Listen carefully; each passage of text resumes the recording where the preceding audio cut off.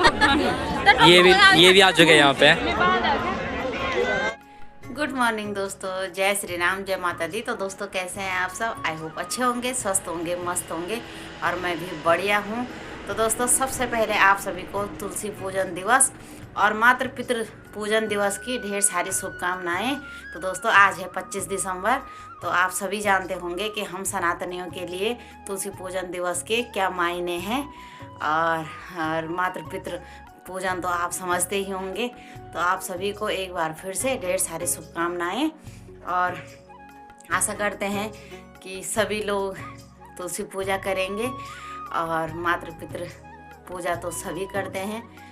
तो ये आ रहे हैं हमारे लल्ला हमारे लिए दूसरी चाय लेके। अभी एक लल्ला ने पिलाई थी। और आपको पता है आज तुलसी पूजन दिवस है और आपके लिए क्या है? क्रिसमस डे तो नहीं है? क्यों है? हाँ, आज तुलसी पूजन दिवस है, समझ गया? और मातृ पितृ पूजन दिवस भी होता है आज। पैर कौन छुएगा? इधर आ, दोनों हाथ से ऐसे। ये देखिए, ये है आजकल के बच्चे, समझ गए ना? 25 दिसंबर को क्या होता है? तुलसी पूजन दिवस और मातृ पितृ पूजन दिवस, समझ गया? हाँ, बिस्किट नहीं है। तो दोस्तों आप भी अपने बच्चों को ज़रूर समझाएं और बताएं कि आज क्या है। 25 दिसंबर को हम सनातनी लोग क्या मनाते हैं, हमारे सनातन धर्म में तुलसी पूजन का कितना महत्व है। तो ये आप लोग उन ज्ञानियों से ज़रूर सीखें और समझें।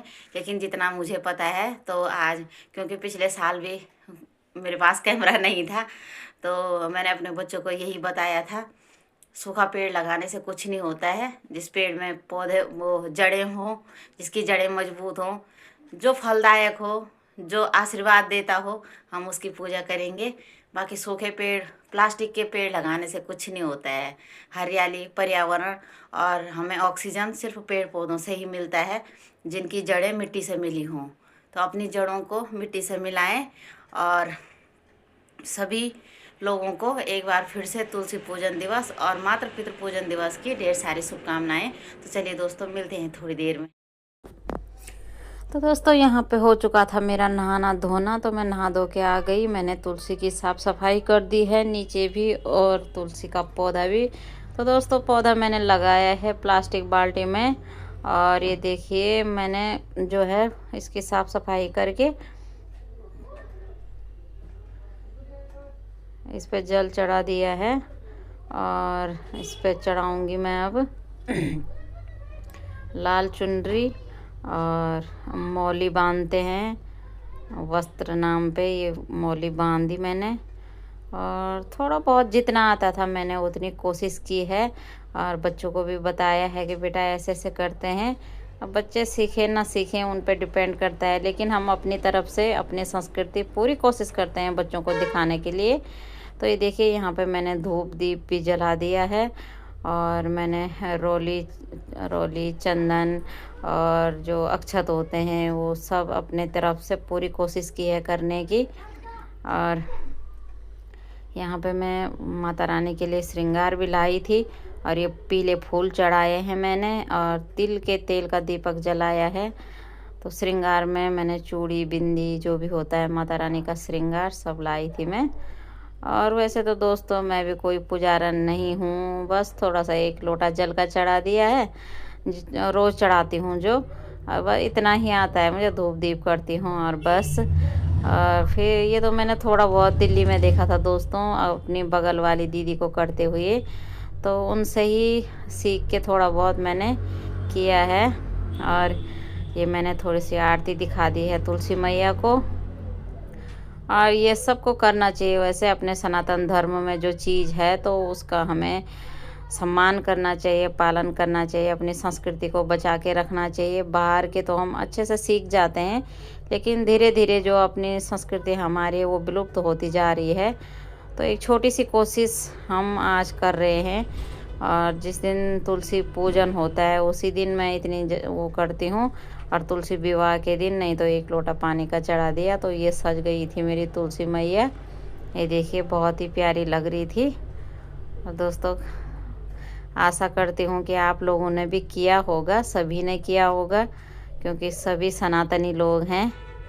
तो अपने धर्म की रक्षा करना हमारा मूल कर्तव्य है और अपनी इन छोटी छोटी चीज़ों से बच्चों को भी हमें सिखाना चाहिए कि क्या होता है और क्या नहीं।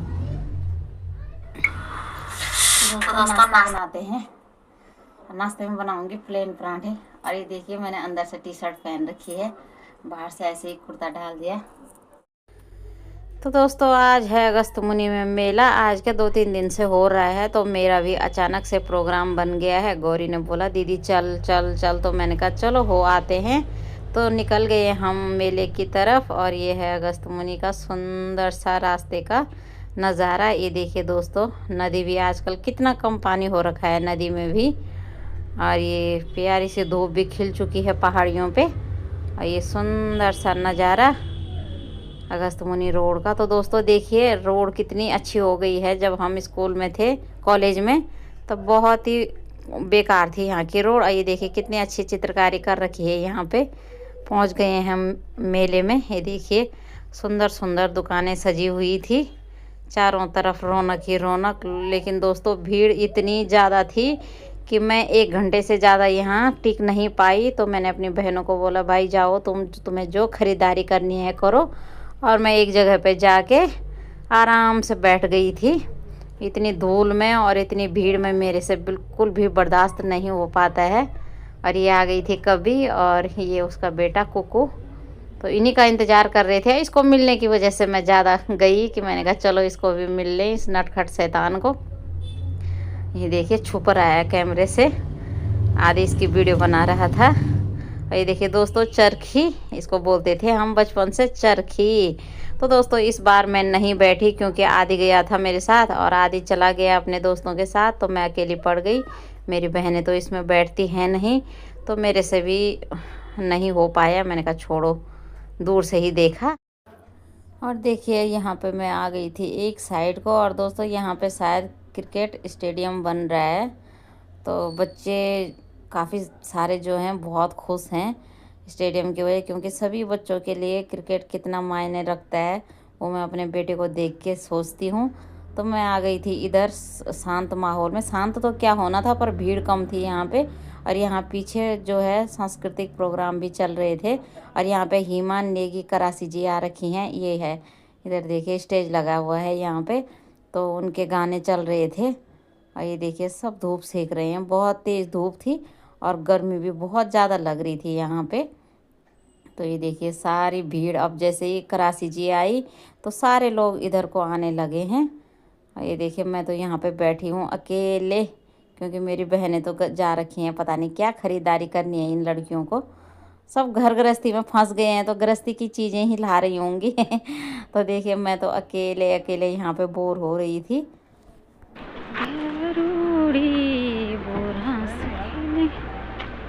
तो दोस्तों आ चुके हैं हम मेले से घर। और ये है तिलवाड़ा पुल। देखिए सुंदर सा नज़ारा, कितनी अच्छी झील बन रखी है यहाँ पे, मस्त हरा हरा हो रखा है आजकल पानी।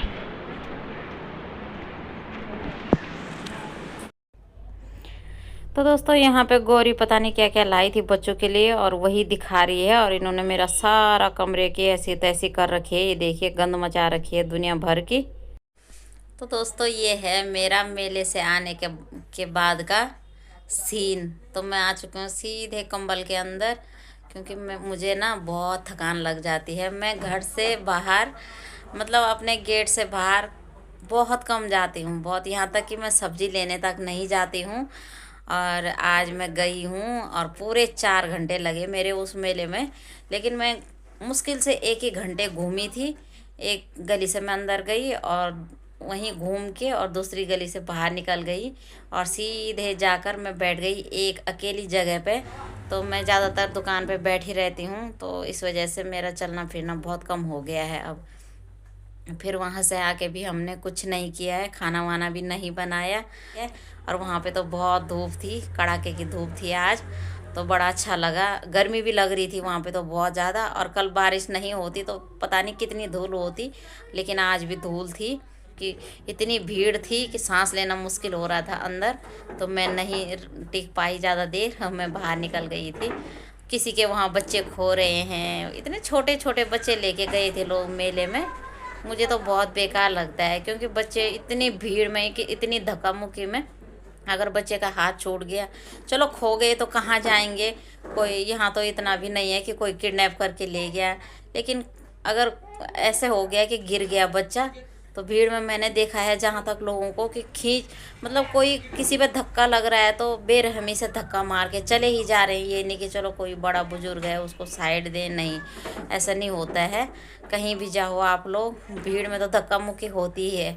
तो बच्चे का अचानक से हाथ छूट गया, गिर गया बच्चा, या किसी के पैर के नीचे आ गया न चाहते हुए भी, तो इतनी भीड़ में मैं नहीं, मुझे समझ नहीं आता कि लोग बच्चों को क्यों ले जाते हैं। मैंने देखा वहाँ पे बच्चे भी स्टेज पे, वहाँ पे प्रोग्राम भी चल रहा था पीछे से, तो वहाँ पे बार बार अनाउंसमेंट भी हो रही थी कि किसी का बच्चा खो गया है तो वो यहाँ पे है, इतने साल का है, वो अपना नाम बोल नहीं पा रहा है, अभी छोटा बच्चा है। क्या ज़रूरत है इतनी भीड़ में इतने छोटे छोटे बच्चों को ले जाने की।